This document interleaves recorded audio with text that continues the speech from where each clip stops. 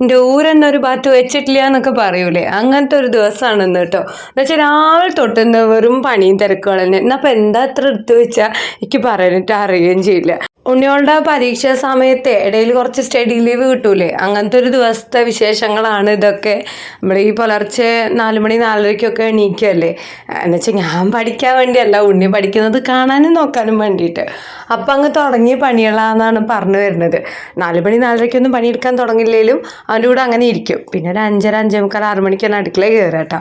പിന്നെ ഉച്ചയ്ക്ക് പോലും ഒന്ന് കടക്കാൻ ഒഴിവ് കിട്ടിയില്ല ഇന്നത്തെ ദിവസം. അപ്പോഴേ നമ്മൾ മുന്നേ റോസ്മേരി വാട്ടർ ഉണ്ടാക്കിയില്ലായിരുന്നോ, അപ്പം അത് കഴിഞ്ഞിട്ടുണ്ട്. അപ്പം ഞാൻ ബാക്കിയുള്ളതെല്ലാം കൂടെ ഇട്ടിട്ട് ഒന്നിച്ച് കുറച്ച് ഉണ്ടാക്കി വെക്കാമെന്ന് തീരുമാനിച്ചു കേട്ടോ. എന്നാൽ പിന്നെ ഇടയ്ക്കിടയ്ക്ക് നമുക്ക് ഓരോരോ പണികൾ എടുക്കണ്ടല്ലോ. അപ്പം അതൊരു പാത്രത്തിൽ അങ്ങനെ തിളപ്പിക്കാൻ വെച്ചിട്ടുണ്ട്. അത് വെച്ച വെള്ളത്തിൻ്റെ പകുതി തിളച്ച് വറ്റി പാകമാവണം, അതാണ് അതിൻ്റെ ഒരു പരുവം. കൂട്ടത്തിൽ ഇതാ ചായ വെച്ചിട്ടുണ്ട്. എൻ്റെ അച്ചൂസ് അതിൻ്റെ ഇടയിൽ എന്തോ ഒരു കുന്ത എനിക്ക് സ്പൂണയിലൊക്കെ തോണ്ടി തന്നായിരുന്നു. ഞാനത് തിന്നുകയും ചെയ്തു. അതെന്താണെന്നില്ല എനിക്ക് ഓർമ്മയില്ല. വീഡിയോ എടുത്തത് എന്നോ എഡിറ്റ് ചെയ്യുന്നത് വേറെ എന്നോ, അതാണ് വാസ്തവം. അപ്പോൾ അത് ചായയൊക്കെ ആക്കി. ചായക്ക് ഇന്നിപ്പോൾ പ്രത്യേകിച്ച് വേറെ ഒന്നുമില്ല. അപ്പോൾ ചായ മാത്രമേ ഉണ്ടായിരുന്നുള്ളൂ, അത് കുടിക്കുകയാണ്. അതിൻ്റെ ഇടയ്ക്ക് ഉണ്ടല്ലോ ഫ്രിഡ്ജിനുള്ളിൽ ഐസ് കേട്ട് അങ്ങനെ നിറഞ്ഞിട്ട് അതിങ്ങനെ ഒലിച്ച് അടുക്കള മൊത്തം ഇങ്ങനെ പുഴ മാതിരി ആയിട്ടുണ്ട്. ഞാനതൊന്നും വീഡിയോ എടുക്കാതിരുന്നു, എനിക്ക് എത്രയും ഭ്രാന്ത് പിടിച്ചിട്ടുണ്ടായിരുന്നു. എന്തായാലും ഒരു വ്ളോഗ് എടുക്കാൻ തീരുമാനിച്ചല്ലേ എന്നോർത്ത് മാത്രം ആ ഒരു ക്യാമറ വെച്ച ഭാഗത്ത് കോഡ് അങ്ങ് പോവുകയാണ്. ആദ്യമൊക്കെ വീഡിയോ എടുത്തത് അച്ചൂസാണ് കേട്ടോ. അതിൻ്റെതായ ഇളക്കങ്ങൾ എൻ്റെ വീഡിയോയ്ക്ക് ഉണ്ടാവും. നേട്ടം രാവിലെ ട്രിപ്പ് കഴിഞ്ഞ് വന്നപ്പോഴേ പോയി അവിടുന്ന് കുറച്ച് ഇടിച്ചക്ക കൊണ്ടുവന്നിരുന്നു കേട്ടോ. ഏട്ടനാണെങ്കിൽ ഇടിച്ചക്ക കിട്ടി അപ്പം ഉപ്പേരിയാക്കണം. ഞാൻ പറഞ്ഞു, എന്നെ കൊണ്ടാവൂല, ഞങ്ങളിപ്പോൾ അത് തിന്നണ്ട, വേണമെന്നുണ്ടെങ്കിൽ എനിക്ക് അത് കൊത്തി അരിഞ്ഞായിട്ട് ഇന്ന് ഞാൻ വെച്ചുതരാന്ന്. അതിന് പിന്നെ ആർക്കും താല്പര്യം ഉണ്ടാവില്ല, അതിനാരും മുതിരുമില്ല. അപ്പം അത് അവിടെ അങ്ങനെ വെച്ചു. ഇനി വൈകുന്നേരം അതുകൊണ്ട് ഉപ്പേരിയാക്കാമെന്നും കരുതി. ഇന്നേ ഉച്ചാമ്പത്തേക്കുള്ളത് മാത്രമാണ് വെച്ചുണ്ടാക്കിയിട്ടുള്ളൂ കേട്ടോ. എന്നുവെച്ചാൽ ഇന്നലത്തെ കൂട്ടാനൊക്കെ ഇത്തിരി ഇരിപ്പുണ്ടായിരുന്നു. അപ്പോൾ ചോറ് കുറച്ചേ വെച്ചുള്ളൂ. ഈ നേരത്തെ വെക്കുമ്പോഴത്തേക്കും വൈകുന്നേരം ആകുമ്പോഴേക്കും ചോറ് വലയ്യാണേ, റേഷനരി അല്ലേ. അപ്പം ഞാൻ ഓർത്തു നല്ല ചൂടൊക്കെ അല്ലേ, എന്നാൽ വൈകിട്ട് കഞ്ഞിയാക്കാന്ന്. അങ്ങനെ 2-3 ദിവസം കടയിച്ച് ഉച്ചാമ്പയ്ക്ക് ചോറ്, വൈകിട്ട് കഞ്ഞി, അങ്ങനത്തെ ആലഭാരങ്ങളൊക്കെ ചെയ്തതാണ്. പക്ഷേ ഈ ചൂട് കൊണ്ട് അടുക്കളയിൽ കയറി പണിയെടുക്കാൻ വയ്യ, ഒന്നിച്ച് വെക്കണതാ ലാഭം കേട്ടോ. സംഭവം വിറകിനും ഗ്യാസിനും ലാഭമല്ല കേട്ടോ ഞാൻ പറഞ്ഞത്, നമ്മുടെ ആരോഗ്യത്തിൻ്റെ കാര്യം. ചൂടും കൊണ്ട് അടുക്കളയ്ക്കാട് കയറാൻ വയ്യ. അപ്പോൾ അവർ ഒറ്റ ഊക്കിനാട് പണിയെടുത്താൽ അതവിടെ ഒരുങ്ങൂലോ. ഇപ്പം എന്തായാലും ഒന്നിച്ച് വെക്കണം, അല്ലാണ്ട് ഇപ്പോൾ ഈ പരിപാടി നടക്കൂല എന്നൊക്കെ എനിക്ക് മനസ്സിലായി തുടങ്ങിയിട്ടുണ്ട്. ഞാൻ പറഞ്ഞില്ലേ, ഇന്ന് എനിക്കൊരു മെനകെട്ട ദിവസമായിരുന്നു. എൻ്റെ കെട്ടിയോനെ ഏട്ടൻ്റെ വണ്ടി ഒന്ന് സേവനവാരം ചെയ്തതാണ്. എന്നുവെച്ചാൽ വണ്ടി ഇങ്ങനെ ഒന്ന് തട്ടിക്കൊട്ടുന്നല്ലാണ്ട് മൊത്തം കടലാസും സാധനങ്ങളും എടുത്ത് ഡെയിലി വൃത്തിയാക്കലൊന്നുമില്ല. അപ്പോൾ ഇന്ന് അതിൻ്റെ ഉള്ളത്തെ കയറും അതിൻ്റെ വണ്ടിയുടെ അടിയിൽ വിരിക്കുന്ന ആ ഒരു ഷീറ്റൊക്കെ വലിച്ച് ഡാർപ്പായൊക്കെ നൂർത്തി മൊത്തത്തിലൊന്ന് കഴുകി മെനയാക്കിയാണ്. അപ്പോൾ അതിൻ്റെ ഉള്ളത്തെ കുറേ ചപ്പും കുപ്പും മുറ്റത്ത് നിറച്ചിട്ടുണ്ട്. പിന്നെ ഞാൻ പറഞ്ഞില്ലേ, ഇപ്പോൾ നല്ല കാറ്റ് സമയമല്ലേ, നിറയെ ഇലകളും ചപ്പും കടലാസും ഒക്കെ നമ്മളെ ഉമ്മർത്ത് ഇഷ്ടംമാരി ഉണ്ടാവും. ഈ പറഞ്ഞും കൂട്ടും ഒന്നിനാളെന്ന് പറഞ്ഞ മാതിരി നമ്മൾ കൂട്ടി കത്തിക്കുന്നുണ്ട്. എന്നാലും ചപ്പിനും കുപ്പിനും യാതൊരു ശമനവും ഇല്ല. പിന്നെ ഇപ്പം എന്താ വെച്ചാൽ ഒരു ഇടമഴ ഇങ്ങോട്ട് കിട്ടിക്കഴിഞ്ഞാൽ രക്ഷപ്പെടും. എന്നാൽ പിന്നെ ഈ ഉണങ്ങിക്കണ ഇലകളൊക്കെ അതിലിങ്ങനെ പോകുന്ന കിട്ടിക്കോളൂല്ലോ. പിന്നെ ഞങ്ങൾ തളിർക്കണ ഒരു സമയമല്ലേ വരിക. മഴ പെയ്യോ എന്തോ, നല്ല കാറ് മൂടി നിൽക്കുന്നുണ്ട്. നിങ്ങളുടെയൊക്കെ അവിടെ മഴയൊക്കെ കിട്ടിയായിരുന്നോ? പെരിന്തൽമണ്ണ അങ്ങനെ ഒരു ചാറ്റൽ മഴ, ഒരു ഇച്ചിരി ഒരു മഴ കിട്ടിയെന്നൊക്കെ വീട്ടിലേക്ക് വിളിച്ചപ്പോൾ പറഞ്ഞായിരുന്നു കേട്ടോ. വേനൽ തുടങ്ങിയിട്ടേ ഉള്ളൂ, അപ്പോഴത്തേക്കും മഴ പെയ്യാൻ്റെ വെതമ്പലായി. പിന്നെ മഴ പെയ്താലും അങ്ങനെയൊക്കെ തന്നെയാണ്. ആ ഒരു 5-6 ദിവസത്തെ പൊലിവ് കഴിഞ്ഞാൽ ഒരിത്തിരി വെയിൽ വന്നിട്ടുണ്ടെങ്കിൽ ഇത്തിരി ചൂടൊക്കെ തുടങ്ങിയിട്ടുണ്ടെങ്കിൽ ഒന്നും തോന്നൂലേ. അത് പിന്നെ നമ്മുടെ മനുഷ്യന്മാരുടെ സ്വഭാവമാണ്. അപ്പം എൻ്റെ അടിച്ചോറിലൊക്കെ ഇതാ ഏകദേശം ആവണേയുള്ളേ. എൻ്റെ ചൂലുണ്ടല്ലോ നല്ല ചെറുതാണ്. ഈ ഒരു ചൂലുകൊണ്ട് അടിച്ചാൽ മാത്രമാണ് ചപ്പും കുപ്പും നല്ല രീതിക്ക് നീങ്ങുകയും ചെയ്യുള്ളൂ. നല്ല മയമുള്ള ചൂലെടുക്കുകയാണെങ്കിൽ ചപ്പ് നീങ്ങൂലല്ലോ. അപ്പോൾ അത്രയും കുമ്പിട്ടിട്ട് വേണം നമുക്ക് അടിച്ചു വരാൻ. അല്ലെങ്കിൽ ഈ പിരീഡ് ആവണേൻ്റെ ഒരാഴ്ച മുന്നേ തുടങ്ങൂട്ടോ എനിക്ക് കയ്യും കാലും കടച്ചിലും ഊരയുടെ കൂടെ ഒക്കെ ഒരു വേദനയൊക്കെ. നമുക്ക് വയസ്സ് കൂടുതലല്ലേ, അതിൻ്റെതായ മാറ്റങ്ങളൊക്കെ ആ ഒരു സമയത്ത് ഉണ്ടാവുമല്ലോ. അതിൻ്റെ കൂട്ടുമ്മളുടെ വിറ്റാമിൻ ഡിയുടെ പ്രശ്നങ്ങളും തുടങ്ങിയിട്ടുണ്ടോ എന്ന് സംശയം ഇല്ലാതില്ല. ഇപ്പോൾ കുറേ ദിവസമായിട്ട് ഇത്തിരി സമാധാന സൗകര്യമൊക്കെ ഉണ്ടായിരുന്നു. നമ്മൾ അടയിച്ച് വിറ്റാമിൻ ഡിയുടെ ഗുളികയൊക്കെ കുടിച്ചില്ലായിരുന്നോ. അതിന് ശേഷമാണ് എൻ്റെ കൈമുട്ട് കാൽമുട്ടിലൊക്കെയുള്ള ആ ഒരു പോയിൻ്റ് ഭാഗത്തുള്ള വേദനകൾ ഞാൻ പറഞ്ഞിട്ടുണ്ടായിരുന്നില്ലേ, എനിക്ക് കാല് നിലത്ത് കുത്താൻ വെച്ചിരുന്നില്ല. അങ്ങനത്തെ വേദനകളൊക്കെ ആ വിറ്റാമിൻ ഡി നോർമലായപ്പോൾ മാറിയാണ്. അപ്പോൾ കുറേശ്ശെ ആ വേദന വരുന്നുണ്ടോ സംശയമുണ്ട്. ഒന്ന് പോയി ടെസ്റ്റ് ചെയ്യണം നമുക്ക്. തുടക്കം തുടക്കത്തിലേക്ക് കുടിക്കുകയാണെങ്കിൽ ആ വേദനയിൽ നിന്ന് അത് രക്ഷപ്പെടാൻ പറ്റിയാലോ. അങ്ങനെ മൊത്തത്തിൽ വശം കെട്ട ദിവസമാണെന്നാണ് ഞാൻ പറഞ്ഞു വരുന്നത് കേട്ടോ. എന്തൊക്കെ ആയാലും ഒരു നേരം മെനക്കെട്ടിട്ട് ഞാൻ ആ റോഡും മുറ്റവും ഒക്കെ വൃത്തിയാക്കി എടുത്തിട്ടുണ്ട്. സാധാരണ എൻ്റെ ആദ്യം അച്ഛൻ ഒപ്പം കൂടുന്നതാണ് കേട്ടോ. പരീക്ഷയല്ലേ എന്നും വിചാരിച്ചുകൊണ്ട് ഞാൻ അവരെ അടുപ്പിക്കാണ്ടിരിക്കുകയാണ്. ഈ പുകയൊക്കെ വല്ലാണ്ട് അടിച്ചു കഴിഞ്ഞാൽ ഇനിയിപ്പോൾ ഒറ്റയ്ക്ക് പോലെ വയ്യായി വന്നാൽ കുടുങ്ങൂലേ. അപ്പോൾ ആദ്യം ഇതാ മേലൊക്കെ കഴുകി ദീപം കാട്ടിയിട്ടുണ്ട്. എല്ലാവരും കൂടി മെനക്കെട്ടാണെങ്കിൽ വിളക്കൊളുത്തിക്കാട്ട നേരത്തിൻ്റെ മുന്നേ ഈ പരിപാടികളൊക്കെ കഴിഞ്ഞിരുന്നു. ഞാൻ ഒറ്റയ്ക്ക് ആവുക കാരണം കൊണ്ടാണ് കേട്ടോ അത്രയും ലേറ്റ് ആയിട്ടുള്ളത്. ഞാൻ ആ കണലൊന്നും കൂടി മാടി ഒതുക്കാൻ വേണ്ടിയിട്ട് അങ്ങോട്ട് കയറി ചെന്നതാണ് റോട്ടിക്ക്. അല്ലാന്നുണ്ടെങ്കിൽ വല്ല വണ്ടികളും വരുമ്പോഴത്തേക്ക് ഈ കണലൊക്കെ പാടെ അങ്ങോട്ട് പാറി റോട്ടിക്കായി ആകെ പണി പാളുമല്ലോ. അപ്പോൾ ഏകദേശം എല്ലാം തീർന്നിട്ടുണ്ട്. ഇനി ചെടി എന്തായാലും നനയ്ക്കാണ്ട് അതും കൂടി നനച്ചിട്ട് അങ്ങോട്ട് കയറി അച്ചു. സാധാരണ ഞാൻ അടിച്ചൊരുക്ക് ചെയ്യുമ്പോൾ അച്ചൂസ് ചെടി നനയ്ക്കാനൊക്കെ നിൽക്കും കേട്ടോ. ഇന്നവൻ അതിനൊന്നും നിന്നില്ല. അവൻ നേരത്തെ അങ്ങോട്ട് മേലേക്ക് കഴുകി വൃത്തിയാക്കിയിരിക്കുക. കള്ളമടി കാട്ടുകയാണോ തോന്നുന്നു. ആദ്യനെ ഒരു പണിയും ചെയ്യിപ്പിക്കണില്ലല്ലോ. അവൻ പഠിക്കുകയല്ലേ, അവനെ പഠിക്കാൻ വേണ്ടി പ്രോത്സാഹിപ്പിക്കല്ലേ. അപ്പോൾ അവൻ പണിയെടുക്കാത്തതുകൊണ്ട് ഇവന് മടി. ഇവൻ പൊതുവേ പണിയെടുക്കാൻ മടിയനാണല്ലോ. അപ്പോൾ മേലെഴുകൽ കഴിഞ്ഞാൽ ഒന്നും ചെയ്യേണ്ടെന്ന് ഓർത്ത് അവൻ എങ്ങനെ സ്കൂട്ടായി മാറി എൻ്റെ കണ്ണുമട്ടത്ത് നിന്ന് ഇങ്ങനെ മാറി മാറി നടക്കുകയാണ് കേട്ടോ. അപ്പോൾ അതാ കണ്ടോ, ഈ ഒരു നേരമായിട്ടുണ്ട്. എൻ്റെ എല്ലാ കൂട്ടിക്കത്തിക്കലും എല്ലാം കഴിഞ്ഞപ്പോഴത്തേക്ക് ആ ഊഞ്ഞാലിൻ്റെ അവിടെ ഇളക്കം കാണുന്നുണ്ടോ നമുക്ക്? എൻ്റെ ഉണ്ണി അവിടെ പോയി ഊഞ്ഞാലിടാൻ ഞാൻ പഠിക്കാൻ വേണ്ടി ആദ്യക്ക് കയറ്റിയാണ്. അവൻ പറഞ്ഞില്ലേ ഇടയ്ക്കിടയ്ക്ക് അവൻ പുറത്തേക്ക് ഇറങ്ങും.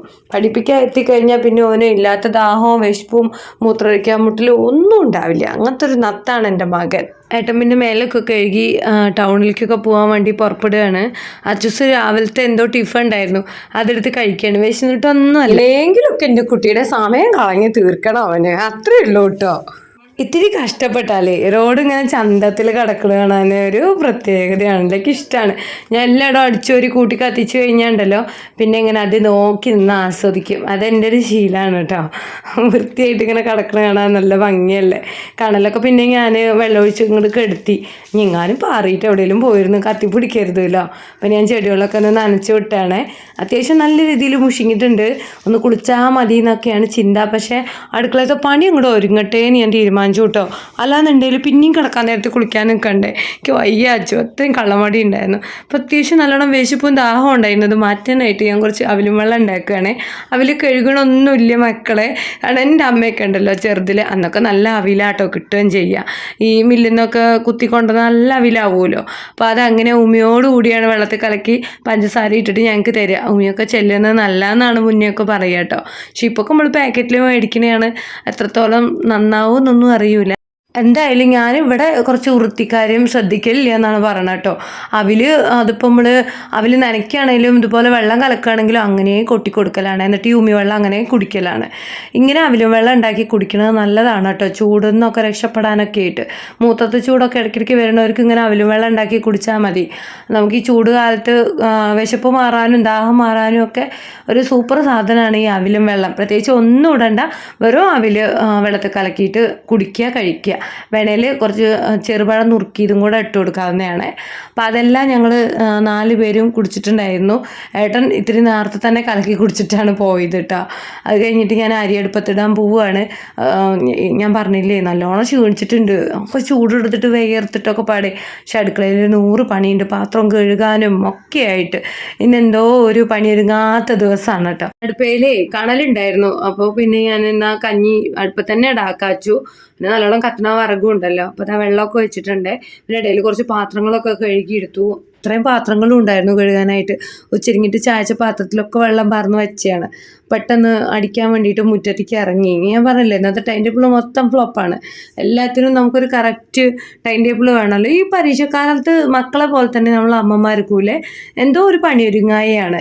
അതിൻ്റെ ഇടയിൽ പിന്നെ ഇങ്ങനത്തെ കല്ല പരിപാടികളുണ്ടെങ്കിൽ പറയും വേണ്ടല്ലോ. എൻ്റെ തുണിയൊക്കെ എത്ര മാത്രമേക്ക് മടക്കാനുള്ള വെച്ചിട്ട് എല്ലാം കൂടെ കട്ടിലിൽ കൂട്ടി വെച്ചിരിക്കുകയാണ്.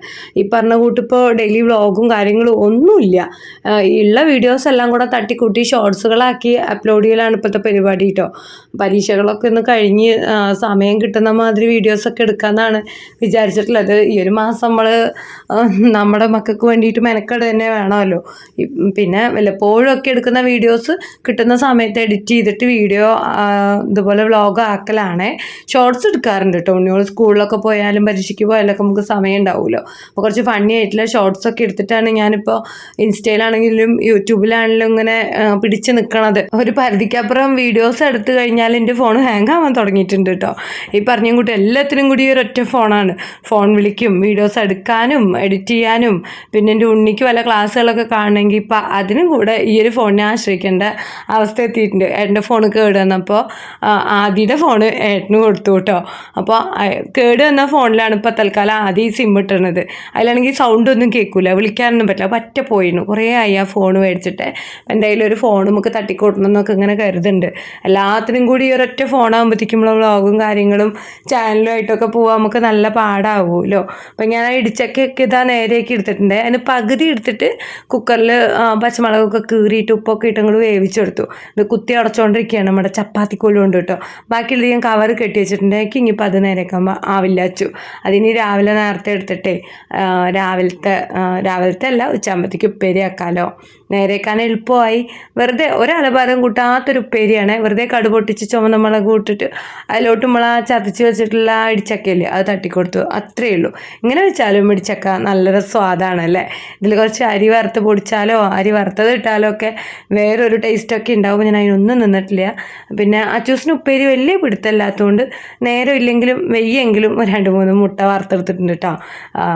അവനായിട്ട് വറുത്താലും അത് ആദ്യം വേണ്ടി വരുമല്ലോ. അപ്പോൾ അതെല്ലാം ആക്കി കഞ്ഞിയും നല്ല ഇടിച്ചക്ക ഉപ്പേരി മുട്ട വറുത്തതും. എന്നിട്ട് കഴിക്കുന്നതിൻ്റെ മുന്നേ ഞാൻ മേലെഴുകിയ എന്ന് വെച്ചാൽ അത്രയും മുഷിങ്ങേരി അങ്ങനെ ഇരുന്ന് തിന്നാൽ പോവില്ല. പിന്നെ മേലിക്കഴുകൽ കഴിഞ്ഞ് കഞ്ഞിയും കുടിച്ച് ഒരൊറ്റ മറച്ചിലാണ് ഇന്നത്തെ ദിവസം. അങ്ങനെയാണ് തീർക്കുകയുണ്ടായത് കേട്ടോ. അപ്പോൾ ഒരു കുഞ്ഞു വീഡിയോ ആയിരുന്നു. പ്രത്യേകിച്ച് ഒന്നും ഉണ്ടായിരുന്നില്ല. നമ്മുടെ ക്ലീനിങ്ങും പരിപാടികളും മാത്രമേ ഉണ്ടായിരുന്നുള്ളൂ. ഞാൻ പറഞ്ഞില്ലേ ഉണ്ണിയോളെ പരീക്ഷ സമയം ആവുക കാരണം കൊണ്ട് വീഡിയോ എടുക്കലും എഡിറ്റ് ചെയ്യലും ഒക്കെ ഇത്തിരി പിന്നാക്കാണ്.